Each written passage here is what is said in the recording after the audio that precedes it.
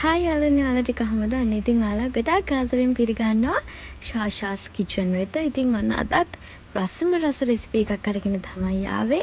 ඉතින් අපි බලමු මේ රෙසිපි එක මොකක්ද කියලා, ඒ වගේම මේක හදාගන්නේ කොහොමද කියලා. ඉතින් මම අද ඔයාලට හරිම ලේසියෙන් මේ චට්නි එක හදාගන්න තමයි කියලා දෙන්නේ. ඉතින් ඔන්න channel එක subscribe කරලා තියාගන්න. මේ කාලේ ඉතින් ගෙවල් වල අඹ හැදීගෙන ඉන්න කාලේ ඉතින් ඔයාලට පුළුවන් ගෙදරදීම මේ රෙසිපි එක try කරන්න. ඉතින් මම ගත්තේ ඇපල් අඹ. ඉතින් ඔන්න මම චූටිට කපාගෙන තිනවා. ඒ වගේම එනසාල දෙක තුනක් ගන්නවා. ඒ වගේම සුදු ලුණු, ඉඟුරු, කරාඹු නැටි. ඉතින් සුදු ලුණු සහ ඉඟුරු චූටිට කපා ගන්න ඕනේ. ඉතින් මම මෙන්න මේ විදිහට මේකට එකතු කර ගන්නවා ඉඟුරු සහ සුදු ලුණු ටික. ඉතින් මේකට මැටි භාජනයක් ගන්න. ඉතින් හරිම රසට එනවා. ඊට පස්සේ මම මේකට වතුර එකතු කර ගන්නවා.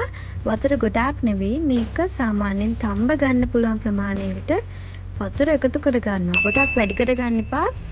එතකොට අපිට මේක කෑලි වශයෙන් ගන්න අමාරුයි. ඔන්න දැන් මම මේ තම්බ ගන්න වෙලාව. ඉතින් ඔයාලට පුළුවන් මේක වහගෙන මෙන්න මේ ආකාරයට තම්බ ගන්න. ඉතින් ආයෙත් මතක් කරන්නම් channel එක subscribe කරලා තියාගන්න. ඒ වගේම මේ ළඟම තියෙන bell icon එක click කරන්න අමතක කරන්නත් එපා.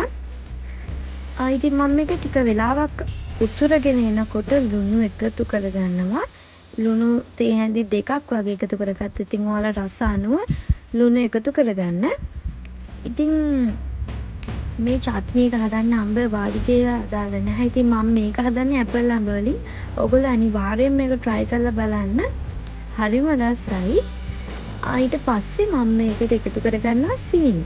මේ වෙලාවේ මම සීනි මේස හැඳි 4ක වගේ ප්‍රමාණය තමයි එකතු කරගන්නේ. ඉතින් ඔයාලා ගොඩක් පැණි රසට කැමති නම් චට්නි එක එන්න. ඉතින් ඔයාලට පුළුවන් ගොඩක් එකතු කරගන්න සීනි. ඒ වගේම මම මේක සීනි ටිකත් හොඳින් දියවිගෙන එනකොට එකතු කරගන්නවා කරාඹු නැටි සහ එන සාල් ටික. ඊට පස්සේ මම මේකට